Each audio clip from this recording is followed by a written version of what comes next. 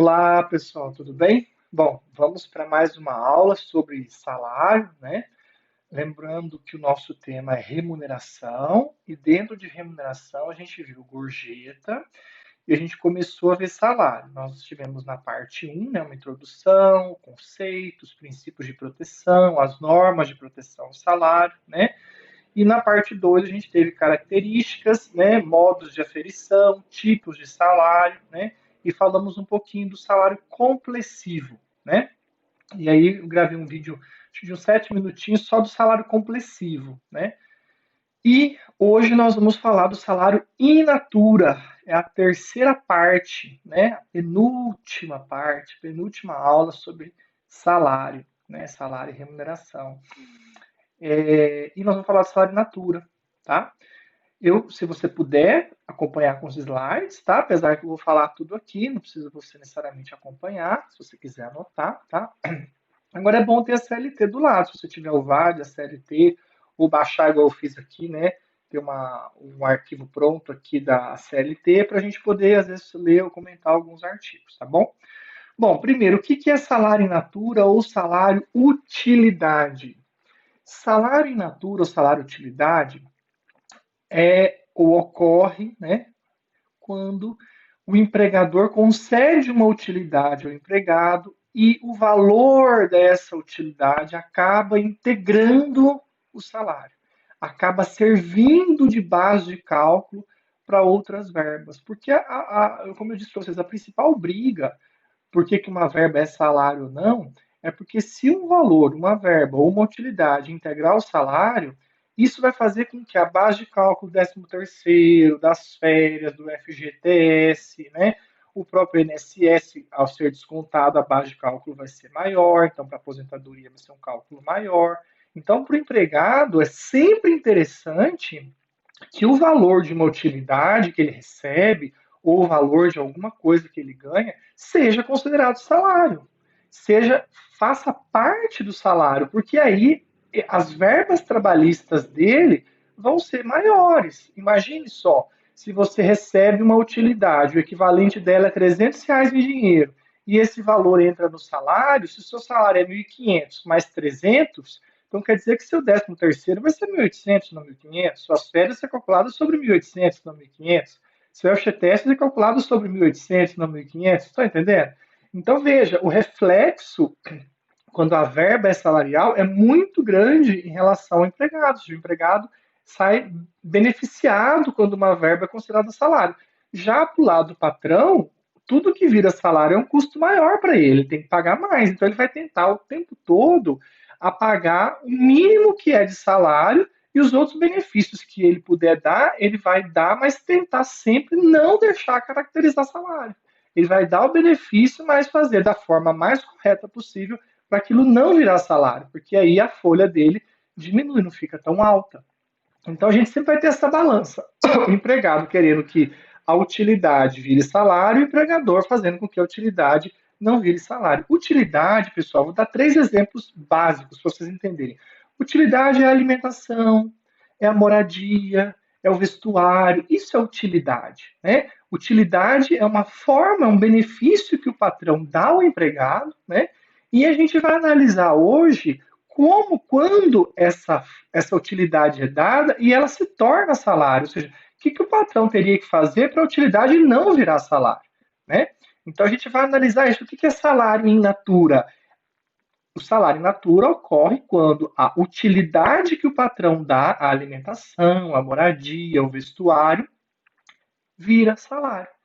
Integra a base de cálculo para as demais verbas que eu acabei de falar.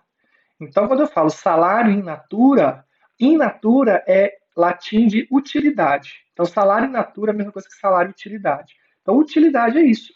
Ou seja, aquilo que o meu empregador está me concedendo, que não é necessariamente em dinheiro, né? Um benefício que ele me dá, é salário ou não é salário? Está na base de cálculo do meu salário? Não está. Isso que a gente vai analisar hoje. Ou seja, se essas utilidades, quando que elas viram salário e quando que ela não é salário.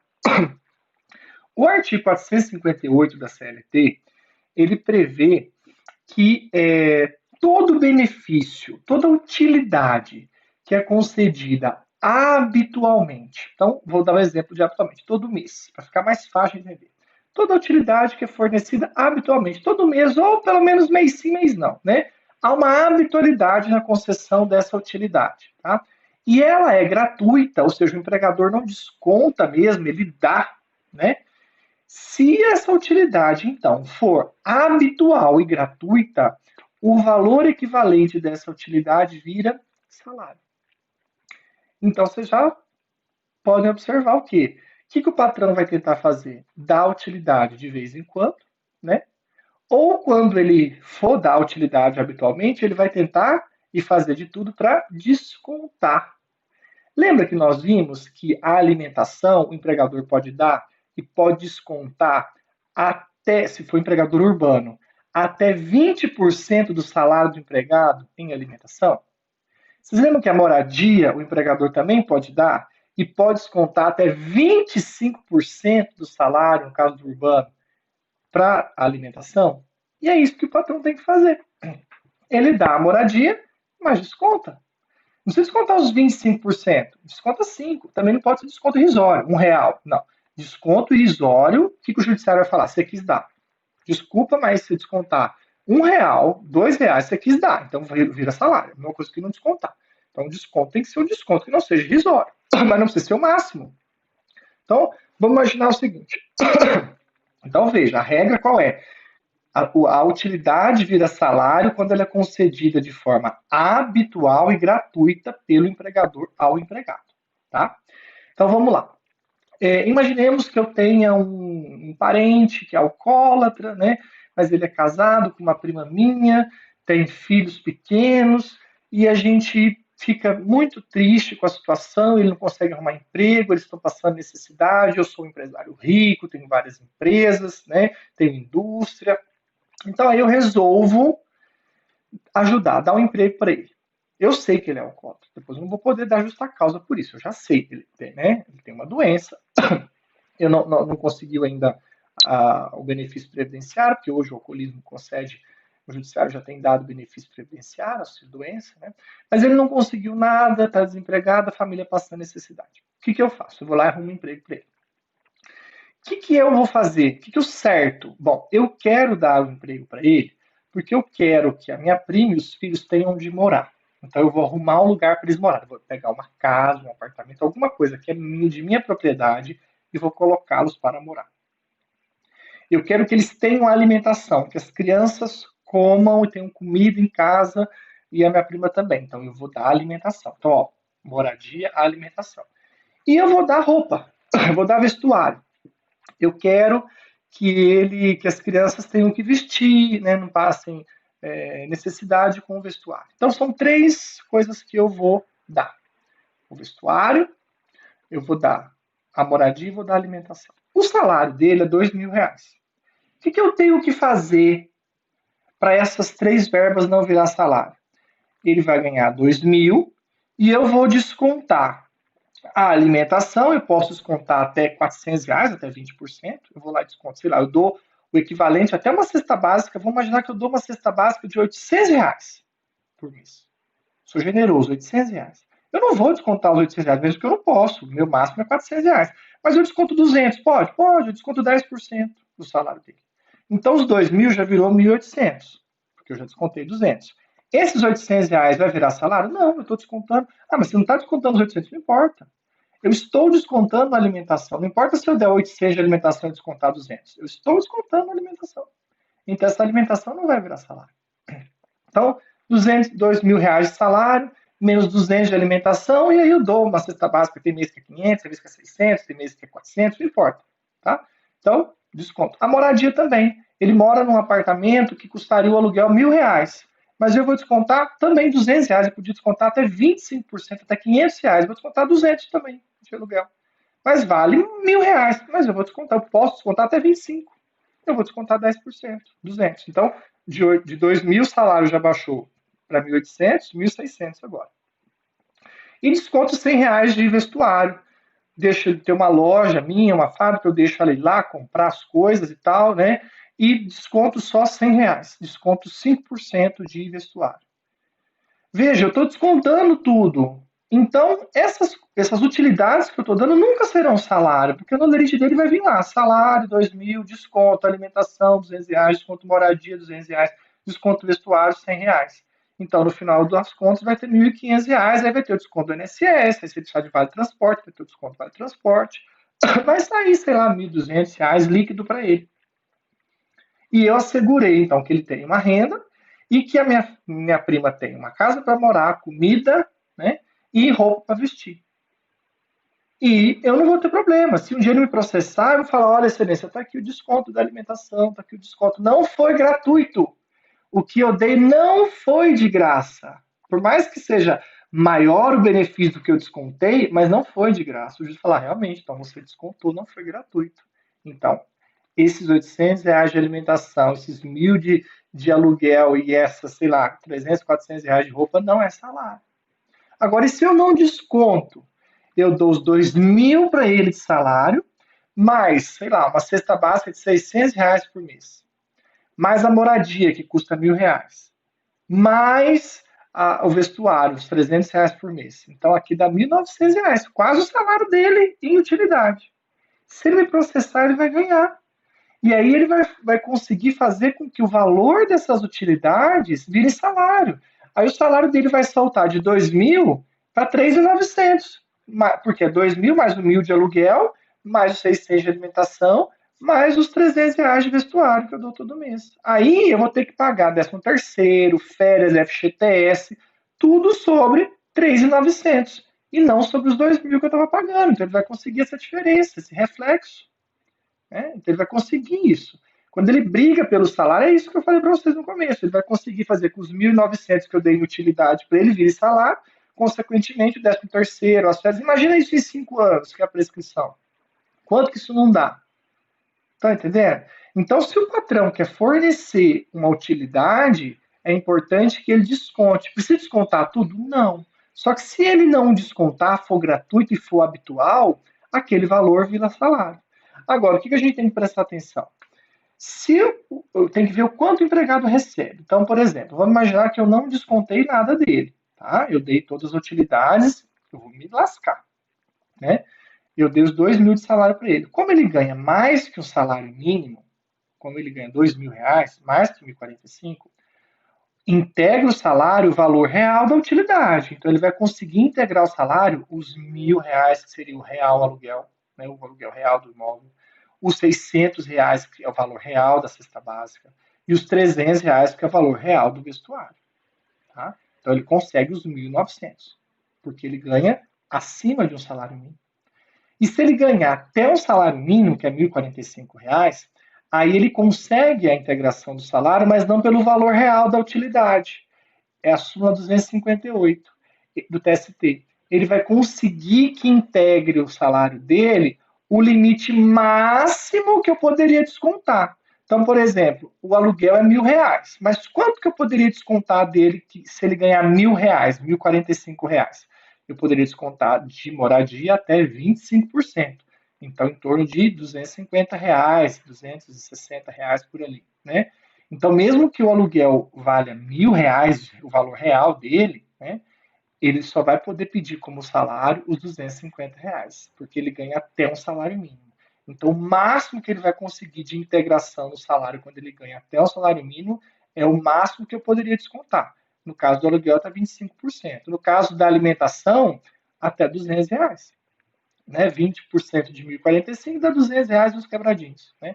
Então, aí até R$ 200. Mesmo que eu dê a cesta básica de R$ 600, ele não consegue integrar os R$ 600, porque ele ganha até o salário mínimo. Então, o que ele consegue integrar é os R$ 200. Por quê? Porque eu não poderia descontar até 20% do salário dele de alimentação.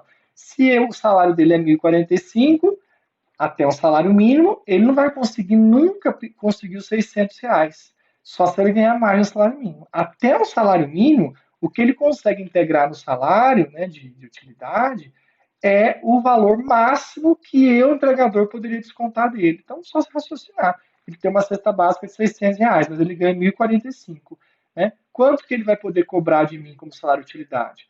Se eu posso descontar dele até 20% do salário mínimo, no caso, porque ele ganha o salário mínimo, então eu vou poder descontar até 20% do salário dele, que é o mínimo. vai dar 200 e poucos reais. Então ele vai conseguir integrar no salário dele da moradia e da alimentação, no máximo aquilo que eu poderia descontar. Já o vestuário, como não tem limite de desconto, ele vai conseguir integrar tudo. Os 300 reais ele consegue integração. Mas a moradia e alimentação, não. Você vê, o que ganha 2.000 conseguiu integrar o valor real, os 1.000 da moradia e os 600 da alimentação, mais os 300 do vestuário. O que ganha até um salário mínimo só vai conseguir integrar no salário a moradia até 250 e poucos reais, a alimentação até 200 reais e a vestuário, o valor total, que é em torno de 300 reais. Aí o valor do salário dele vai ser de 1.045, se ele conseguir integrar a moradia, que é 250, mais 200 da alimentação, mais 300, dá 1.500, 1.750 vai ser o salário dele, aproximadamente, tá, gente? Vai ser aproximadamente 1.750. Então eu vou ter que pagar as verbas sobre 1.750 e não sobre 1.045, que é o salário mínimo que ele ganhava. Né? Agora, se ele ganha mais que o salário mínimo, aí eu estou lascado, porque aí integra o valor real da utilidade. Então, o segredo é esse, professor. Quanto que integra o valor real da utilidade? Para quem ganha acima do salário mínimo e a empresa não desconta nada, integra no salário o valor real, quanto realmente vale a utilidade. Para quem ganha até o salário mínimo, integra o valor do máximo que o empregador podia descontar, no máximo legal que o empregador podia descontar sobre o salário. Então, não vai integrar aí o valor real da utilidade. Espero que vocês tenham entendido. É a súmula 258. Tudo que vocês não entenderem, vocês mandem dúvida no WhatsApp, tá bom? Então, veja, o salário in natura é isso. Aí nós temos aqui, coloquei para vocês, para caracterizar o salário de utilidade, né, o empregador deve conceder a utilidade de forma habitual e gratuita. Né? Assim, a referida utilidade integrará o salário. Exemplo, moradia, vestuário. A alimentação não é mais salário in natura, salvo se conceder em dinheiro. Aí será salário por força do 457, parágrafo 2º da CLT. A reforma trabalhista, ela diz que, ela alterou o parágrafo 2º do 457 para deixar claro o seguinte, a alimentação só integra se a empresa der espontaneamente dinheiro na mão do empregado. Então, por exemplo, se a empresa tem faz parte do Programa de Alimentação do Trabalhador, que é o PAT, né, onde ela dá o vale-refeição, o vale-alimentação para o empregado. Então, ela dá o vale, mesmo que ela não esteja no PAT. A empresa tem um programa de vale-alimentação. Ela dá um cartãozinho para o empregado poder comprar a sua alimentação nos locais conveniados ou o vale-refeição para ele poder comprar alimentos em alguns locais, né? Ou comer no restaurante e tal. Então, veja, se a empresa dá uma alimentação da cesta básica ou dá num cartão, onde a pessoa vai usufruir do vale-refeição, vale-alimentação, isso não vira salário. O legislador reformista, a reforma trabalhista, trouxe isso para permitir, para possibilitar que as empresas realmente possam dar a cesta básica mesmo, né? Ou vale alimentação, vale refeição, sem se preocupar que isso seja salário. A empresa só não pode dar alimentação em dinheiro, na mão do empregado. Falar, olha, a sua cesta básica vale 300 reais, está aqui os 300 reais. Não pode. A não ser que a convenção coletiva autorize. Tem convenções coletivas que falam assim, o empregado que ganha até tantas vezes o piso da categoria tem direito a receber uma cesta básica ou equivalente em dinheiro a tantos reais. Aí, e fala assim, isso é verba indenizatória. Aí se a convenção coletiva autoriza a empresa a dar em dinheiro e não virar salário, fechou. Aí não tem problema nenhum. Então hoje, só se o patrão for muito, sabe, displicente. For um cara muito desantenado com as coisas.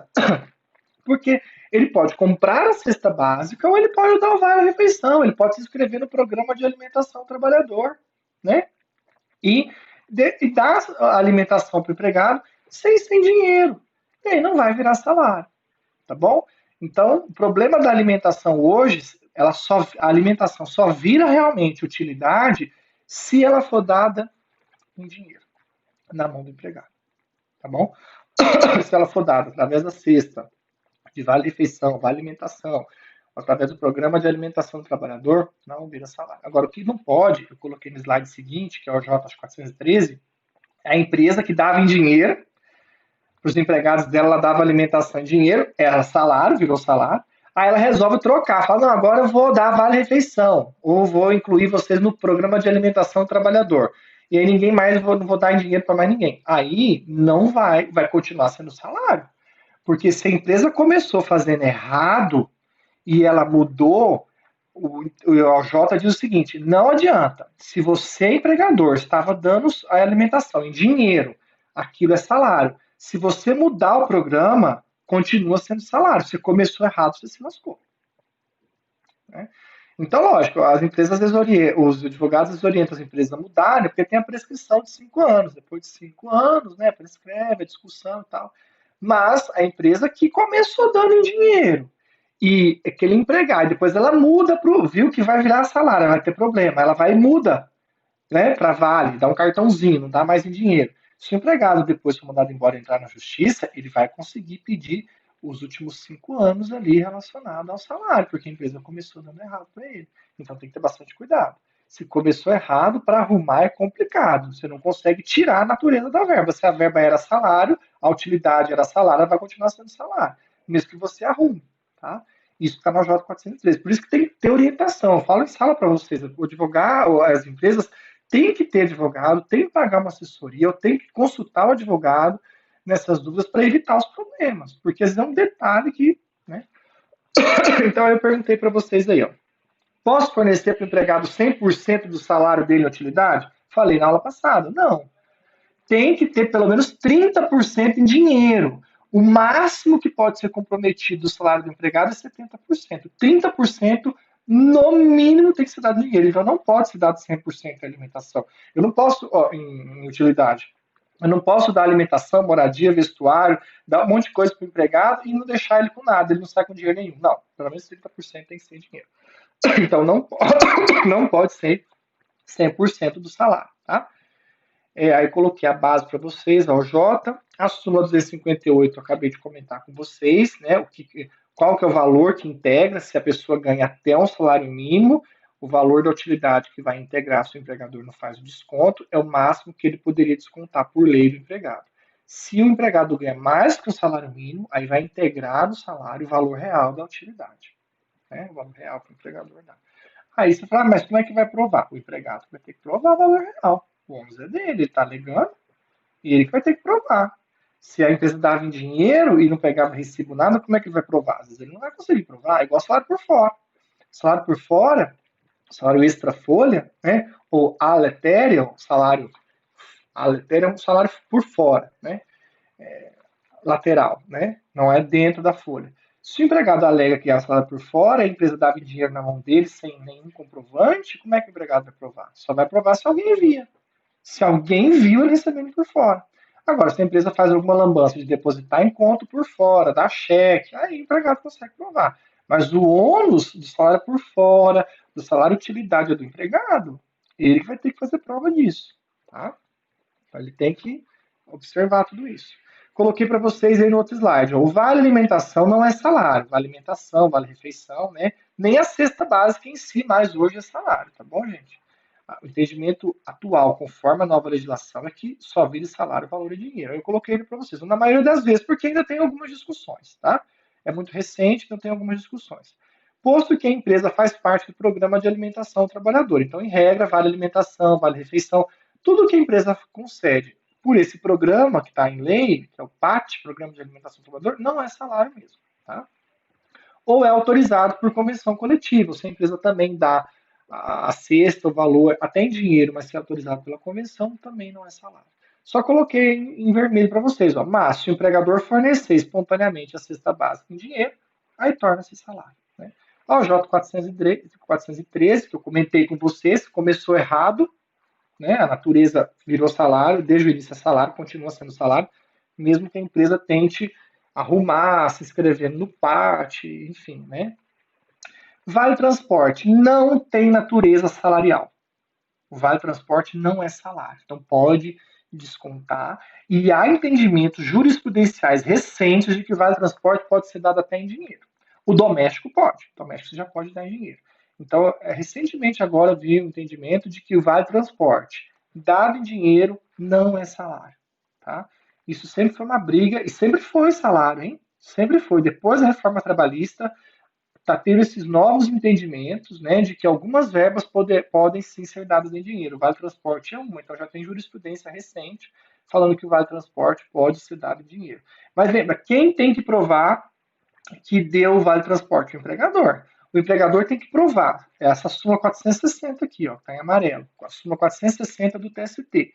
O empregador tem que provar que o empregado precisava ou não, por isso que o empregador tem que fazer a pergunta: empregado, você precisa ou não precisa do vale transporte? Né? E qual endereço? Então o empregador tem que fazer prova disso, né? E, consequentemente, provar se o empregado precisava que ele pagava o vale transporte, que ele dava o vale transporte. Tá?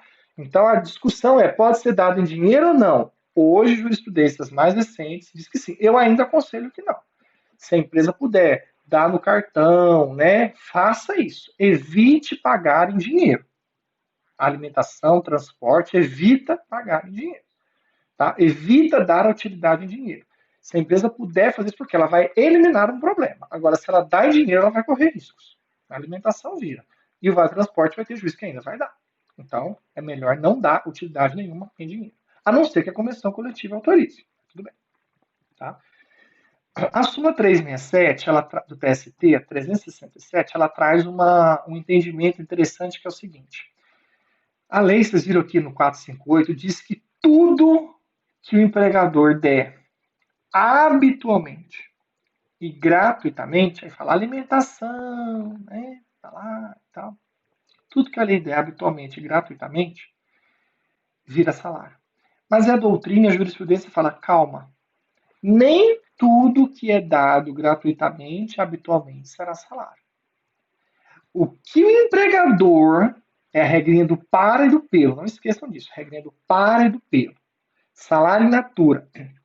Toda utilidade, toda alimentação, moradia, vestuário, toda utilidade que é dada, que é concedida gratuitamente, habitualmente, mas é para a pessoa trabalhar, é para o empregado prestar o serviço. O cara mora numa casa, na minha fazenda, eu preciso que ele more lá para cuidar.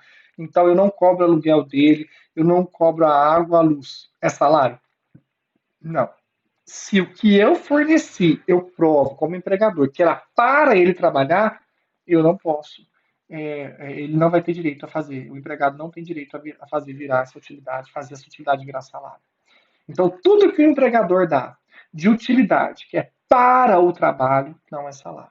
Lógico, a gente nunca pode dar utilidade cigarro, né? Bebida alcoólica, drogas nocivas, não, tá? Eu tenho uma fábrica de cerveja e vou dar cerveja para o cara de utilidade. Né? Cigarro também, não. Drogas nocivas nenhuma podem ser dadas como utilidade, tá bom? Agora, vamos imaginar o seguinte: eu tenho lá uma secretária, uma mulher morango, que todo dia faz massagem nos meus pés, faz um bolo, é uma secretária toda atenciosa, eu vou lá e pago a conta do celular dela, que ela gasta R$ 300 por mês. Eu pergunto para vocês, ela precisa do celular para trabalhar? Ela não tem o telefone do escritório? É indispensável o celular para ela trabalhar, o dela? Ela não tem os telefones do escritório? Então, o que eu estou dando é pelo trabalho que ela desenvolve, que eu gosto bastante. Eu vou lá e dou R$ 300, pago a conta dela. Vai virar salário. Tudo que o empregador dá habitualmente e gratuitamente, mas não é para o desenvolvimento do trabalho, você está concedendo porque você gosta do empregado, é pelo trabalho que ele desenvolve, vira salário. Agora, tudo que eu der de utilidade, que é habitualmente, gratuitamente, mas é para ele desenvolver o trabalho, eu pago, eu dou o carro para ele vender para mim, ele é vendedor externo, então ele usa o carro da empresa, eu pago a conta de celular, é tudo para ele trabalhar. Ah, mas ele usa o telefone para ligar para a família, ele usa o carro final de semana para sair, não tem problema. O carro é predominantemente utilizado no trabalho, o celular é predominantemente utilizado no trabalho. Então a conta do celular e a conta, as despesas do carro que a empresa paga, nunca vai ser salário, porque ela fala, olha, eu pago porque é para ele trabalhar. Ainda que ele utilize para algumas coisas pessoais, a predominância da utilidade é para o trabalho, então não vai ser salário. Agora, nas férias, ele não poderia usar o carro. Nas férias, por exemplo, não. Mas, por exemplo, final de semana, um feriado, ele pegar o carro da empresa, ele pode usar. Porque o normal é nos dias úteis ele trabalhar com o carro da empresa. Então, veja, cuidado com essa regrinha. Toda utilidade que é concedida habitualmente e gratuitamente, mas é para o trabalho, não é salário, não integra o salário. Agora, se a utilidade que é concedida habitualmente, gratuitamente, é pelo trabalho que a pessoa desenvolve, é porque você gosta do trabalho que faz, mas não é essencial para o trabalho, aí vira salário. Tá? Então, essa súmula 367 do TST traduz isso para a gente, tá bom? E aí, o 458, parágrafo 2º e parágrafo 5º da CLT, traz para a gente algumas utilidades que a empresa pode sim conceder gratuitamente, habitualmente, não precisa descontar, não precisa justificar que é para o trabalho e não vai virar salário. Então, presta atenção aqui. Estou com uma tosse hoje, tá? Me incomodando. 458. Parágrafo 2º. Opa.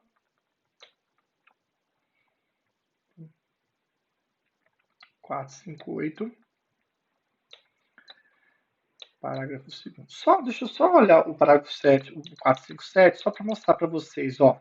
457, parágrafo 2º, diz assim, ó, as importâncias, ainda que habituais, pagas a título de ajuda de custo, auxílio alimentação, aí vem aqui, ó, vedado o seu pagamento em dinheiro. Então, o próprio 457, parágrafo 2º, né, nós vamos falar dele na aula que vem, diz que a alimentação é vedado o pagamento em dinheiro. Então, quer dizer, o pagamento em dinheiro da alimentação vira salário. 457, parágrafo 2º. Nossa, gente, desculpa minha tosse hoje, hein? Tem dia que tá. Não é coronavírus, não, tá? É pigarra mesmo. 458 diz assim, ó, parágrafo 2º. Para os efeitos previstos nesse artigo, não serão consideradas como salário as seguintes utilidades concedidas pelo empregador. Então ele está trazendo. Aí que o empregador tem que olhar. O empregador olha o parágrafo 2º e fala: isso aqui eu vou dar, isso aqui eu vou dar. Porque aí não é salário, não vira salário, porque a lei está falando que não vira. Vestuários, equipamentos e outros acessórios fornecidos e utilizados no local de trabalho, os uniformes, né? Equipamento de proteção tem que ser dado gratuitamente, não vira, né?